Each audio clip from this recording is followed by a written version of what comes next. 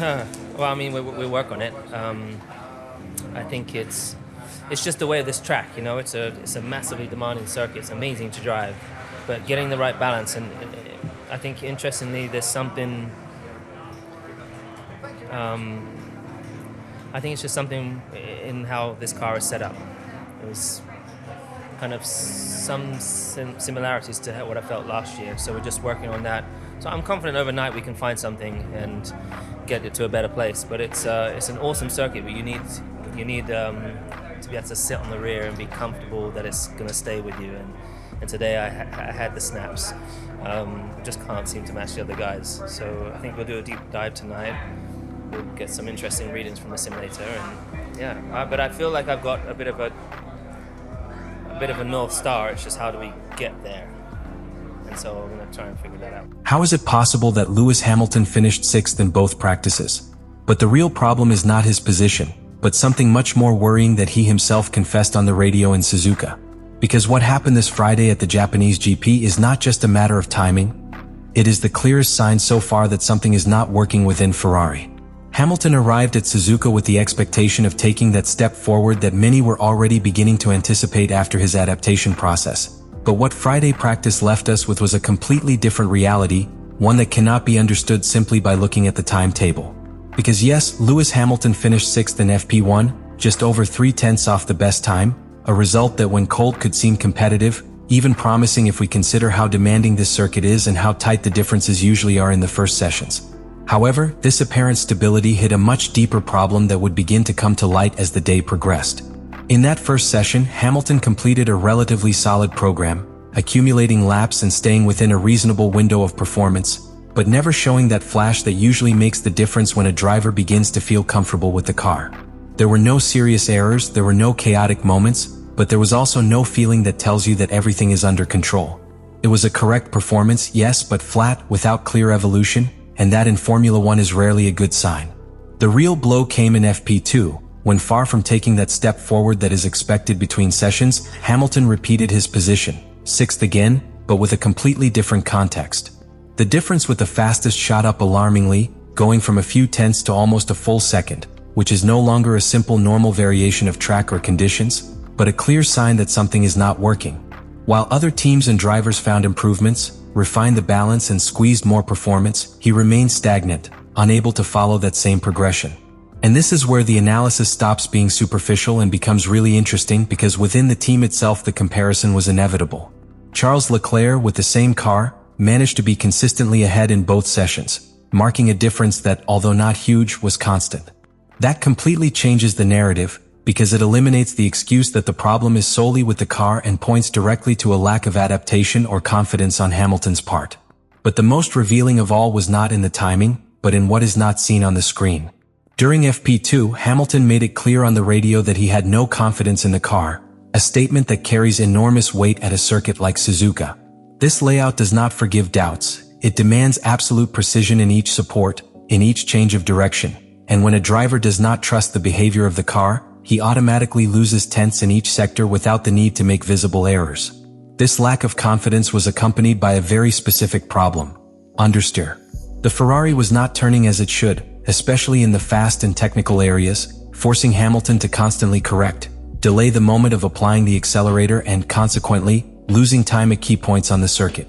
This became especially evident in critical corners where the car simply did not respond as he expected, even generating sudden reactions that ended up completely breaking his rhythm. So what started out as a seemingly solid Friday ended up becoming a major red flag.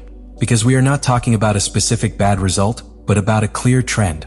Lack of evolution, loss of competitiveness compared to the rest, and above all, a driver who still cannot feel at one with the car on a circuit where that connection is everything. But this is where everything becomes much more serious, because what we saw on the track was not simply a lack of specific rhythm, it was a structural problem that was repeated lap after lap and that exposed Lewis Hamilton's real weaknesses with the Ferrari and Suzuka. And when you analyze in depth where he wastes his time, you understand why the situation is more serious than it seems. The team gave him clear data during the session. Hamilton was losing key tenths in very specific areas of the circuit. It was not a general loss, it was surgical. 2 tenths in turn 6, 2 tenths on the straight, and another 2 tenths at the entrance to turn 13. This is no coincidence, this draws a very specific pattern. In fast corners, where you need a precise front end and total confidence, the car did not respond. On the straight, there was a lack of efficiency or traction at the previous start. And in the technical areas, the balance simply did not match. And this is where the most critical point comes in. Hamilton did not know exactly where the car's limit was. When a pilot starts asking on the radio where he is wasting time, it's not just for information, it's because he doesn't feel it. This disconnection between driver and car is one of the worst possible situations in Formula One, especially on a circuit like Suzuka, where everything depends on chaining corners with millimeter precision. Plus, there was one key moment that perfectly sums up their day. In the middle of a launched lap, he reports an important snap in one of the most demanding corners on the circuit.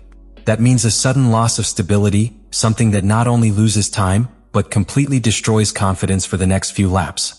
Because you no longer attack the same, you no longer enter with the same speed, you start to drive with a margin, and in Formula One, that margin translates directly into tenths.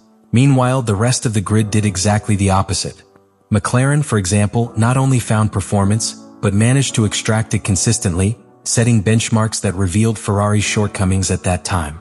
And within the team itself, the comparison with Leclerc continued to be a constant blow, because it showed that there was something more than simply a difficult car. All this leads us to a key conclusion. Hamilton's problem is not only the SF26, it is the lack of adaptation to a car that requires a very specific style. A car that does not forgive doubts, that requires the driver to fully trust the front axle and attack the curves without hesitation. And at this point in the weekend, Hamilton wasn't there. So what we are seeing is not just a complicated Friday, it is an internal struggle between pilot and machine that still has no solution. And if that doesn't change quickly, the problem isn't going to stay in practice. It's going to affect the entire weekend. And now comes the big question that changes everything. Can Lewis Hamilton turn this situation around in such a short time? Or are we seeing the beginning of a much bigger problem within Ferrari? Because if we analyze the complete context, Friday in Suzuka not only leaves doubts for the classification, it leaves doubts about the course of the weekend. Hamilton ended the day without confidence, without clear answers, and most worryingly, without visible evolution between sessions. And in Formula One, when you don't improve from FP1 to FP2, it usually means that the margin of solution is much more limited than the team expected. This is where Ferrari comes into the heart of the problem. They arrived in Japan with important updates with the intention of taking a step forward, but what was seen on the track was not a leap. It was inconsistent behavior that they did not even manage to correct between sessions. That leaves Hamilton in a very delicate situation, because it not only depends on his adaptation, but on the team quickly understanding what is going wrong. And time is the worst enemy.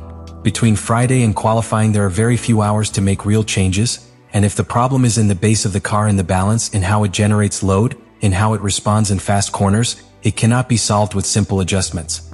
Something deeper is needed, something that is not always possible to find in the middle of a weekend. Furthermore, Suzuka is not just any circuit. You can't hide weaknesses here. If the car doesn't work in fast corners, you're going to pay for it in each sector. If you don't have confidence, every lap becomes a constant struggle. And that's exactly what we saw with Hamilton. A driver who couldn't attack, who couldn't extract the maximum, and who was constantly reacting instead of anticipating. So the scenario is clear. If Ferrari doesn't find an immediate solution, Hamilton will not only be out of the fight for pole, he could be dragged into a completely defensive race, fighting more to minimize damage than to truly compete at the front. And that opens up a much bigger narrative.